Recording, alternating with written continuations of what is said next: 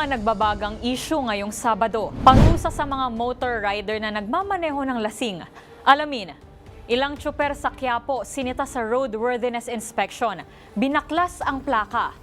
Lisensya ng driver na tumalon mula sa minamanehong truck na nawalan umano ng preno. Sinuspinde ng LTO. Lalaki arestado sa pangbablackmail gamit ang sensitibong video. Karampatang parusa. Alamin, pagbabawal sa single-use plastic pinanawagan sa Kongreso. Parusa sa hindi pagtanggap ng national ID. Alamin, DILG, nagbabala laban sa mga nagpapakalat ng pekeng class suspension advisories. At dalawang lalaki na nagtago sa manhole, arestado sa pagnanakaw na mahigit 110,000 halaga na telephone wires. Sa likod ng mga paglabag sa batas at iba't ibang krimen na laman ng balita. Ano nga ba ang kinahantungan ng mga sangkot at may sala? Ang mga ipinagbabawal, ating bibigyang linaw. Ang mga karapatan, ating bibigyang kamalayan. Aalamin ang mga pananagutan sa likod ng mga bawal. Ako si Rose Baviera at ito ang Hoy! Bawal Yan! Ito ay bunsod ng naitalang 17 individual na ang kanilang naaresto. Metro Manila Development Authority o MMDA ang No Contact Apprehension Policy o NCAP sa Metro Manila. Sa ilang mga dokumento ay peke. Hindi rin legal ang employment na ipinangako sa kanila. Sa mata ng batas, mananagot ang sangkot at may sala. Dahil sa bawat paglabag, may karampatang parusa. Alamin ang mga pananagutan sa likod ng mga bawal. Dito sa Hoy! Bawal Yan! Sa ating unang balita, talamak pa rin ang aksidente sa daan na kinasasangkutan ng mga motorista. Ang isa sa mga dahilan, ang pagmamaneho ng lasing ng rider. Kung ano ang parusa rito, alamin sa report na ito.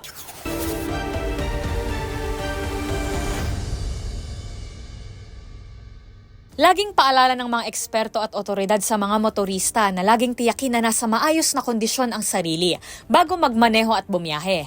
Pero may ilan pa ring mga pasaway na motorista kabilang na ang mga motor rider na sumusugod sa kalsada kahit langod sa alak.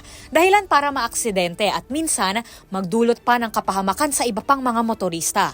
Ano nga ba ang parusa sa mga motor rider na mahuhuling nagmamaneho ng lasing? Nakasaad sa Chapter 5, Article 1 ng Republic Act 4136 o Land Transportation and Traffic Code na mahigpit na ipinagbabawal ang pagmamaneho kung ikaw ay nakainom o nasa ilalim ng impluwensya ng ipinagbabawal na gamot o droga. Ang sino mang mahuhuling lalabag dito ay pagmumultahin ng 1,000 piso o kaya naman ay makukulong ng hindi bababa sa 3 buwan at hindi naman lalampas sa 6 na buwan. Maaaring parehong pagmultahin at makulong ang salarin, depende sa magiging desisyon ng korte.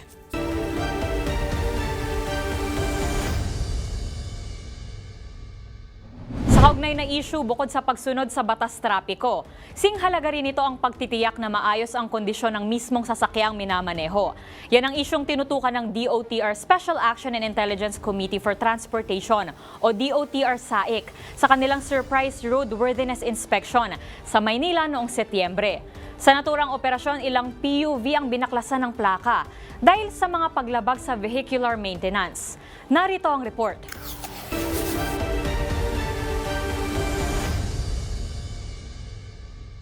Nagsagawa ng surprise inspection ang mga tauhan ng Special Action and Intelligence Committee for Transportation o DOTR SAIC nitong September 4 upang tiyakin ang roadworthiness at maintenance ng mga pampublikong sasakyan sa Maynila. Pinunteriya ng operasyon ang kahabaan ng Quezon Boulevard kung saan pinara ang ilang jeep at iba pang public utility vehicles o PUVs upang suriin ang kondisyon ng mga pangunahing bahagi ng sasakyan tulad ng preno, gulong at mga signal light. Ang mga sasakyang pumalpak sa quality check, pinagbabaklas ang plaka. Bukod po doon sa natitikitan yung mga driver, dahil yun naman po yung nasa batas, ay binabakbakan na rin po natin o kinukumpiska po natin yung plaka ng pong mga sasakyan upang ito po ay maipadaan po natin doon sa actual inspection na gagawin po sa LTO Central Office. Ito po ay mauobliga ang mga operator na ipa-inspeksyon yung kanilang mga sasakyan at masiguro po na nasa maayos na kondisyon pagdating po doon sa LTO Central Office. Sa ilalim ng Motor Vehicle Inspection System o MVIS ng Land Transportation Office, dadaan sa 3 pagsusuri ang sasakyan. Una, ang visual inspection sa loob at labas ng sasakyan, kabilang ang gulong, salamin at mga pinto. Pangalawa, ang mechanical testing, kung saan sinusubok ang brake function at pwesto ng manibela. At ikatlo, ang automated testing na ginagamitan ng computerized tool para suriin ang overall roadworthiness. Gayon din ang smoke emission ng sasakyan. Ang sinumang hindi papasa sa inspeksyon ay kukumpiskahin ang plaka at bibigyan ng temporary permit ng hanggang sa 5 araw upang ipaayos ang mga na-flag na problema. At kung bigo pa rin ang motorista na sumunod sa palugit ng ahensya, dito na posibleng ipa-impound ang kotse. Patawan ng multa na aabot sa 10,000 piso at posibleng pagbawi sa rehistro ng sasakyan.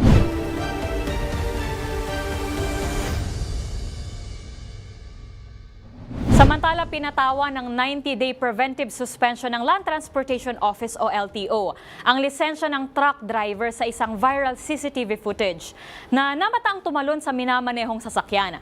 Depensa ng driver, nawalan umano ito ng preno. Nailigtas man ang sarili, isang lola naman ang nadisgrasya sa aksidente. Ayon sa batas, may liability o pananagutan nga ba ang suspect kahit aksidente di umano ang nangyari?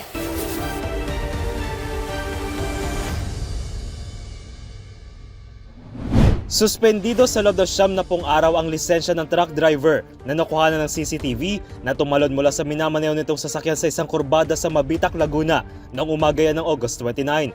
Ang driver na kinilala bilang si Aldrin Cañete at ang may-ari ng truck agad na sinilbihan ng show cause order ng Department of Transportation at pinagpapaliwanag kung bakit hindi sila dapat kasuhan.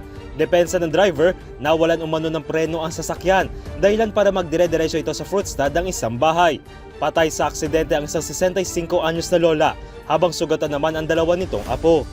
Sa ilalim ng Article 365 ng Revised Penal Code, posibleng maharap ang suspect sa kasong reckless imprudence resulting in homicide and physical injuries dahil sa sinapit ng mga biktima. Para sa pumanaw na ginang, pwedeng patawan ng parusang reklusyon temporal ang suspect kung saan maaari itong makulong sa loob ng 12 taon at 1 araw hanggang 20 taon. Habang pwede rin itong makulong ng mula sa 1 araw hanggang 20 taon depende sa tindi ng physical injury. Hiwalay pa ito sa civil liabilities tulad ng medical at emotional expenses sa idinulot ng aksidente na posible ring ikonsidera ng mga biktima. Kabilang na rin dito ang reckless imprudence resulting in damage to property, bunsod na pagkawasak ng bahay ng mga biktima at kung mapatunay na may naging kapabayaan sa panig ng suspect. Dito, posibleng patawan ng suspect ng pensyon koreksyonal o 6 na buwan hanggang 6 na taong pagkakabilanggo. Samantala, inakyat na sa alarm status sa sasakyan habang hinintay ang latest inspection report na magsisilbing ebidensya sa gagawing pagdinig.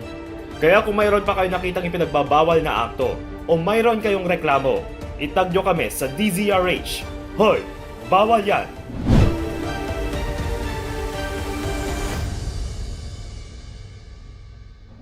Sa iba pang balita, muling nagbigay babala ang PNP Anti-Cybercrime Group o PNP-ACG laban sa mga umaabuso at gumagamit ng digital technology para isakatuparan ng kanilang krimen. Ito ay kasunod ng ikinasang entrapment operation ng pulisya upang tuluyan ng mahuli ang suspect na nambablackmail at nanghaharas sa isang babae gamit ang kanyang mga sensitibong videos. Ang mga kasong kakaharapin ng naaresto. Alamin sa report ni Dustin Bayog.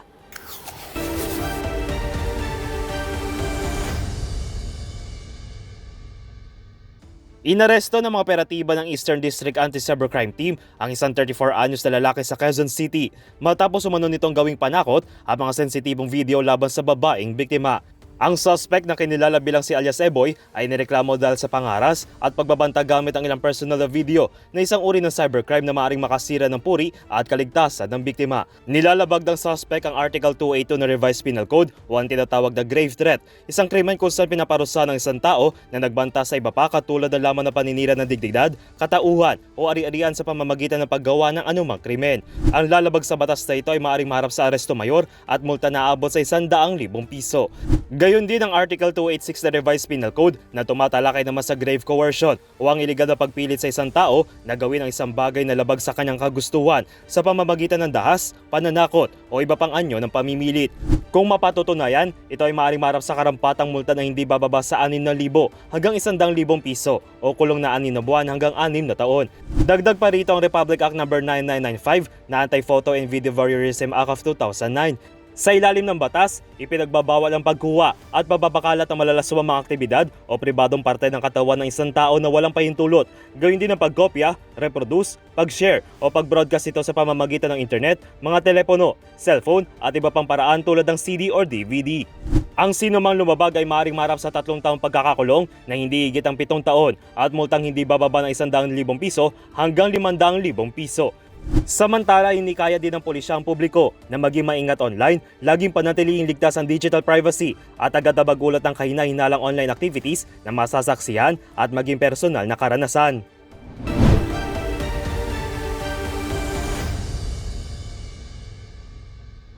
Sa iba pang paksa, matagal ng problema sa Pilipinas ang labis na paggamit ng plastic, na madalas ay napapaulat na natitiwangwang at bumabara sa mga kanal matapos ang baha. Pero maliban dito, malaki rin ang banta nito sa polusyon sa kalikasan, wildlife destruction at ambag sa lumalalang epekto ng climate change. Ang batas na nagbabawal sa paggamit ng single-use plastics. Alamin sa aking ulat.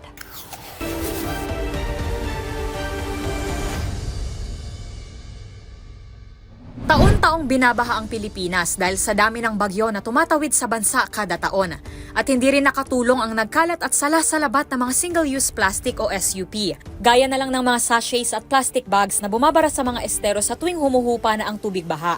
Batay sa datos mula sa Department of Science and Technology o DOST noong 2024, maituturing na significant source of marine plastic pollution ang bansa na may annual consumption na 2.15 milyong tonelada ng plastic, kung saan 0.75 milyong tonelada ang napupunta sa karagatan. Sa kasamaang palad, wala pa ring uniform at komprehensibong batas na siyang nagbabawal sa paggamit ng SUPs. Kasalukuyang nakabinbin sa Kongreso ang iba't ibang bersyon ng panukalang batas na Single-Use Plastic Products Regulations Act, kung saan nakasaad ang komprehensibong timeline ng pag-phase out ng piling SUP upang mapanatili ang balanseng demand-supply chain sa merkado. Pinalalakas nito ang Republic Act No. 11898 o ang Extended Producer Responsibility o EPR mechanism, kung saan iniaatang ang obligasyon sa producers na bantayan din ang kanilang konsumo ng plastic products. Kasama rin sa pinagdedebatehan ng mga mambabatas ang Single-Use Plastic Bags Tax Act na siyang magpapataw ng excise tax sa plastic bags bilang pagpondo sa waste management programs ng gobyerno.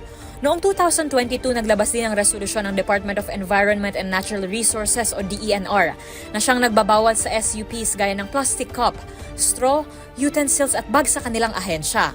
May kinilala rin katulad na internal circulars ng ibang ahensya tulad ng Department of Health, Department of Interior and Local Government at Manila International Airport Authority. Patuloy naman ang panawagan ng environmental advocates sa Kongreso na itaguyod ang national ban laban sa mga SUP.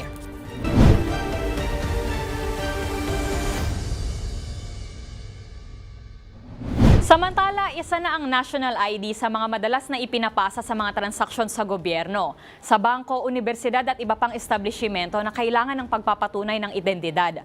Kaya nakapaloob na sa batas na maaaring ireklamo ang sinumang hindi tumanggap ng national ID bilang pangunahing batayan sa identifikasyon ng isang tao. Ang parusa para rito, balikan si Dustin Bayog.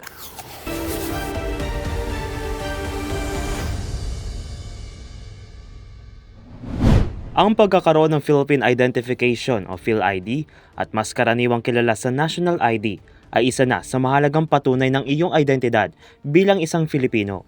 Kaya madalas, ito na ang pangunahing ginagamit sa mga transaksyon sa bangko, gobyerno, maging sa paaralan kung saan kinakailangan ng patunay ang iyong pagkakakilanlan. Sangayon nito sa Republic Act No. 11055 o ang Philippine Identification System Act, kung saan dapat kilalanin ng PhilID bilang patunay ng identidad sa mga iba't ibang uri ng transaksyon. Ang sinumang ahensya o kumpanya na hindi tatanggapin ng PhilID sa walang sapat na dahilan ay maaari ring mapanagot sa batas. Base sa Section 19 o Penal Provision ng naturang batas, maaaring maharap sa kalahating milyong piso ang magiging multa para sa hindi pagkilala sa PhilID bilang proof of identity. Kung ang lumabag naman dito ay isang empleyado ng pamahalaan, ay maaaring maharap sa absolute disqualification sa mga public office ng gobyerno. Samantala ay pinagbabawal din ang paggamit ng ID sa mga iligal na gawain o hindi pinapahintulot sa batas. Maaaring maharap ang sinumang lumabag sa kulong na hindi bababa ng 6 na buwan hanggang higit sa 2 taon o multa na hindi bababa ng 50,000 ngunit hindi lalagpas ng 500,000 pesos.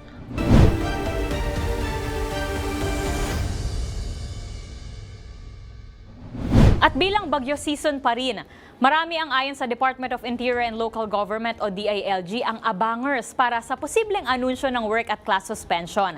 Kaya naman ang kagawaran, muling nagbabala kamakailan laban sa isang Facebook page na nagpapakalat ng fake news na work at class suspension kahit wala namang formal na anunsyo mula sa otoridad. Narito ang aking report.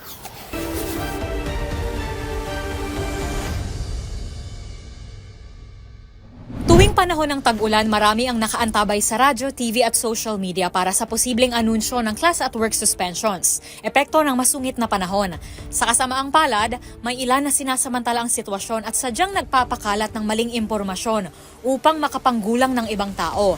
Yan ang issue na mariing kinondena ng Department of the Interior and Local Government o DILG matapos ipakalat ng Facebook page na Philippines Weather Advisory na wala umanong pasok ang gobyerno at eskwela noong August 27, 2025. Sa ilalim ng Article 154 ng Revised Penal Code o ang unlawful use of means of publication and unlawful utterances, ang sinumang mapatunayang nagpapakalat ng pekeng balita na may kinalaman sa kaligtasan ng publiko ay mapaparusahan ng aresto mayor at multang naglalaro mula 40,000 hanggang 200,000 pesos. Ayon sa Legal Affairs Division ng PNP Anti-Cybercrime Group, may kaukulan at mas mabigat na parusa ang pagpapakalat ng online fake news. Sa ilalim ng Cybercrime Prevention Act, dito mas mataas ng isang antas ang ipapataw na parusa, kung saan ang aresto mayor ay aakyat sa presyon koreksyonal o kulong ng 6 na buwan at 1 araw hanggang 6 na taon. Gayunman, aminado rin ng PNP na bagamat may parusa sa pagpapakalat ng fake news, wala pa ring batas na siyang tumutukoy sa tunay na kahulugan at pamantayan ng isang fake news. Kasabay nito, pinag-aaralan na rin ang posibilidad ng paglikha ng isang monitoring body tulad ng kapisanan ng mga broadcaster ng Pilipinas para labanan ng malisyosong impormasyon online.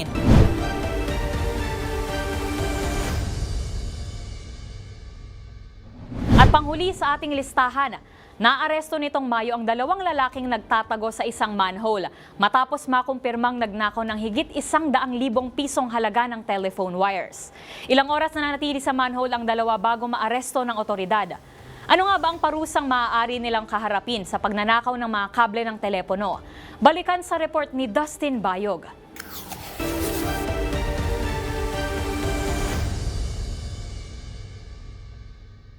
Inaresto ng mga operatiba ng Eastern District Anti-Cybercrime Team ang isang 34-anyos na lalaki sa Quezon City matapos umano nitong gawing panakot ang mga sensitibong video laban sa babaeng biktima. Ang suspect na kinilala bilang si alias Eboy ay nireklamo dahil sa pangaras at pagbabanta gamit ang ilang personal na video na isang uri ng cybercrime na maaaring makasira ng puri at kaligtasan ng biktima. Nilalabag ng suspect ang Article 282 ng Revised Penal Code o ang tinatawag na grave threat, isang krimen kung saan pinaparusa ng isang tao na nagbanta sa iba pa katulad ng laman na paninira ng dignidad, katauhan o ari-arian sa pamamagitan ng paggawa ng anumang krimen. Ang lalabag sa batas na ito ay maaaring maharap sa aresto mayor at multa na aabot sa 100,000 piso. Gayon din ang Article 286 na Revised Penal Code na tumatalakay naman sa grave coercion o ang iligal na pagpilit sa isang tao na gawin ang isang bagay na labag sa kanyang kagustuhan sa pamamagitan ng dahas, pananakot o iba pang anyo ng pamimilit. Kung mapatutunayan, ito ay maaaring maharap sa karampatang multa na hindi bababa sa 6,000 hanggang 100,000 piso o kulong na 6 na buwan hanggang 6 na taon. Dagdag pa rito ang Republic Act No. 9995 na Anti-Photo and Video Voyeurism Act of 2009. Sa ilalim ng batas, ipinagbabawal ang pagkuha at pagbabakalat ng malalaswang mga aktibidad o pribadong parte ng katawan ng isang tao na walang pahintulot. Gawin din ang pagkopya, reproduce, pag-share o pag-broadcast ito sa pamamagitan ng internet, mga telepono, cellphone at iba pang paraan tulad ng CD or DVD. Ang sinumang lumabag ay maaaring maharap sa 3 taong pagkakakulong na hindi higit ang 7 taon at multang hindi bababa ng 100,000 piso hanggang 500,000 piso. Samantala, hinikaya din ng pulisya ang publiko na maging maingat online, laging panatiling ligtas ang digital privacy at agad-abagulat ng kahina-hinalang online activities na masasaksihan at maging personal na karanasan.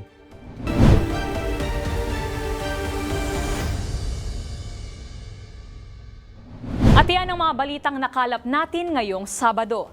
Sa programang ito, mas palalakasin natin ang boses ng batas. Mas palalawigin ang pagpapaalam ng inyong mga karapatan. Kaya kung may nakita pa kayong ipinagbabawal na akto o kaya naman ay mayroon kayong reklamo, itag nyo kami sa DZRH. Hoy! Bawal yan! Muli ako po si Rose Babiera ng DZRH TV. Una sa Pilipinas, una sa Pilipino.